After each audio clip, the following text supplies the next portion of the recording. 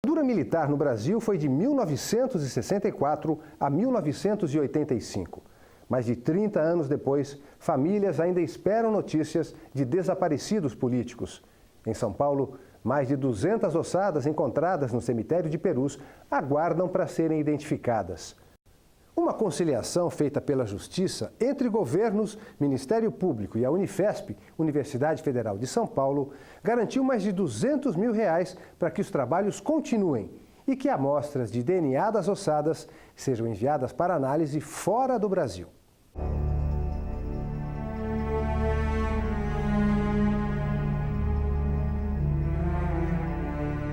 Milhares de pessoas foram presas e centenas delas torturadas e mortas durante o regime militar.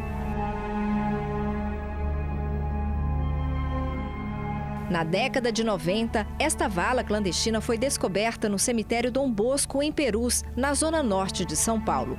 Desde então, os restos mortais de desaparecidos políticos, enterrados como indigentes, começaram a ser levados para análise em laboratórios de universidades do estado. A identificação da ossada mais recente foi divulgada em fevereiro deste ano. A do paulista Dimas Antônio Casemiro, dirigente de um movimento revolucionário. Ele foi a quarta pessoa a ser identificada quase 50 anos depois da ditadura. Mas que enche de esperança as famílias e ex-guerrilheiros que sobreviveram às torturas. 28 anos é que abriu a vala.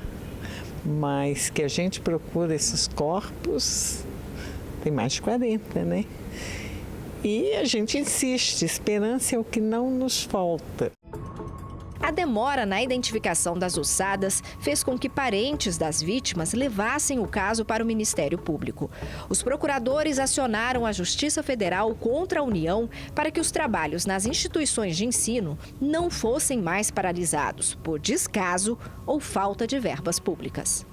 E depois a União acabou montando esse grupo de trabalho Perus, nem tanto por conta da ação, mas porque na época as autoridades se comprometeram. E então a União tinha pedido a extinção dessa ação, porque havia o grupo de trabalho Perus. E o Ministério Público Federal na época não concordou com a extinção, porque não havia garantias de continuidade do trabalho. E dito e feito, quando chegou em 2015 com o impeachment, houve total paralisação dos repasses por parte do Ministério da Educação e a Unifesp chegou até a ameaçar não continuar com os trabalhos porque não tinha mais verbas.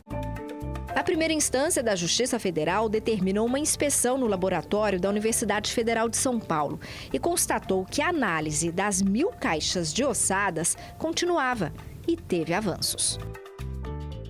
O processo foi encaminhado para o Gabinete de Conciliação aqui do Tribunal Regional Federal da Terceira Região, que começou a fazer reuniões periódicas para acompanhar os trabalhos do Grupo de Perus. Foi estabelecido um cronograma de identificação do trabalho feito pelo CAF, que é o Centro de Antropologia e Arqueologia Forense da Unifesp, de identificação dessas ossadas e de envio do material genético para o laboratório internacional. O que está sendo feito hoje é só avaliar se o cronograma que foi estabelecido inicialmente está sendo cumprido ou se há necessidade de alguma revisão. Nas audiências, ficou acertado o repasse de cerca de R$400 mil para a continuidade dos trabalhos. Dinheiro que sairá do orçamento dos Ministérios dos Direitos Humanos e da Educação. A verba vai garantir que amostras de material genético continuem sendo enviadas para um laboratório especializado na Europa. No ano passado, a Unifesp mandou 100 amostras de DNA. A previsão é de enviar mais 200. Para a procuradora, um trabalho que não pode mais parar. Um trabalho importantíssimo, porque essas ossadas estavam exumadas desde 1990, esses trabalhos paralisados e pela primeira vez é adotada essa tecnologia de identificação envolvendo tanta análise antropológica, histórica e genética ao mesmo tempo. E houve a identificação com total margem de segurança do Dimas Antônio Casemiro. E Dona Crimeia vai continuar acompanhando de perto o trabalho do Grupo de Perus, que tenta identificar os outros 40 desaparecidos políticos. Apesar de nunca ter encontrado o corpo do ex-companheiro, morto em outro estado, na guerrilha do Araguaia, ela divide a dor e a angústia das famílias. As esposas estão assim que nem eu, de cabelo em branco, né?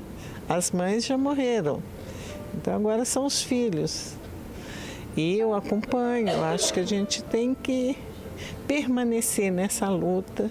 Certamente nós não vamos conseguir encontrar todos, eu acho que muitos restos mortais foram destruídos, mas resgatar a história disto.